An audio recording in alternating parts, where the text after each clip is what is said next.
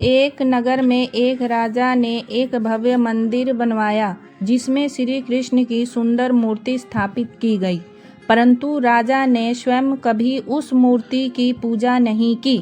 राजा ने पूजा अर्चना के लिए एक पुजारी को नियुक्त किया। पुजारी हर दिन श्रद्धा भाव से कन्हैया को नहलाता, उनका श्रृंगार करता और प्रेम पूर्वक पूजा करता। राजा भी प्रतिदिन एक फूलों की माला भेजता जिसे पुजारी श्री कृष्ण को अर्पित कर देता। जब राजा मंदिर दर्शन करने आता तो पुजारी वह माला उतार कर उसे पहना देता। यह क्रम सालों तक चलता रहा और इसी भक्ति में पुजारी की पूरी उम्र बीत गई। लेकिन एक दिन राजा किसी कारणवश मंदिर नहीं आ सका। उसने अपने सेवक से कहला भेजा, आज मैं मंदिर नहीं आऊँगा, पुजारी मेरा इंतजार ना करे। सेवक ने यह संदेश पुजारी को सुना दिया और चला गया।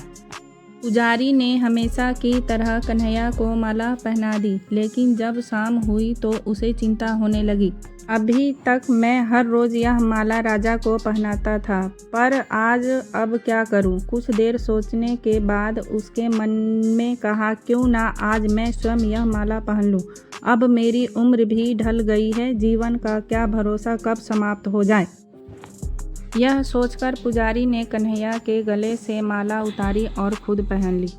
तभी सेवक अचानक वापस आ गया और घबराते हुए बोला, राजा की सवारी मंदिर के द्वार पर आ चुकी है। यह सुनते ही पुजारी सहज उठा। उसने झटपट माला उतारी और फिर से श्री कृष्ण के गले में डाल दी। जैसे ही राजा अंदर आया, पुजारी ने रोज की तरह श्री कृष्ण के गले से माला उतारी और उसे पहना दी।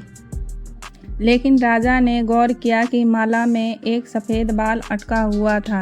बाल देखकर राजा भौचक्का रह गया। उसने गुस्से में पुजारी से पूछा, यह सफ़ेद बाल कहाँ से आया? पुजारी डर गया। उसने घबराते हुए उत्तर दिया, महाराज यह तो कन्हैया जी का है।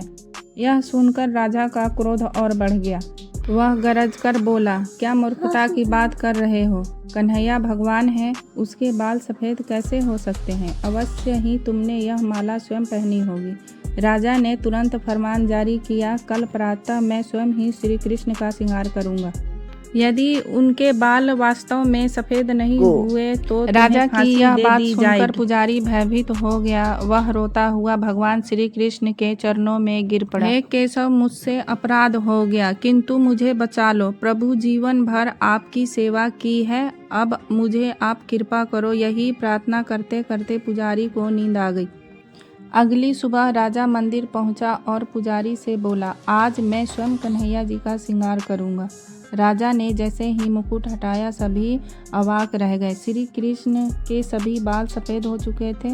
राजा को अभी विश्वास नहीं हुआ। उसने सोचा कि कहीं पुजारी ने रातों रात यह बाल सफ़ेद तो नहीं कर दिए। इस शक को दूर करने के लिए उसने श्री कृष्ण का एक बाल तोड़ दिया और तभी श्री कृष्ण के सिर से रक्त की धाराएं बहने लगी। राजा यह देख घबरा गया।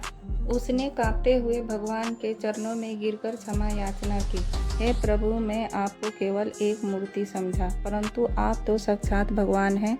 तभी श्री कृष्ण की मूर्ति से दिव्य आवाज़ आई, हे राजन, तुमने मुझे सिर्फ एक मूर्ति माना, इसलिए आज से मैं तुम्हारे लिए सिर्फ पत्थर की मूर्ति ही रहूँगा। किंतु मेरे इस पुजारी ने मुझे सच्चे मन से पूजा की है। उसकी श्रद्धा में कभी संदेह नहीं किया। उसकी भक्ति ने मुझे अपने बाल सफ़ेद करने पर मजबूर कर दिया। याद रखो, भक्ति में कभी भी संदेह नहीं होना चाहिए। सच्चे भक्तों की लाज में कभी जाने नहीं देता। जय श्री कृष्ण।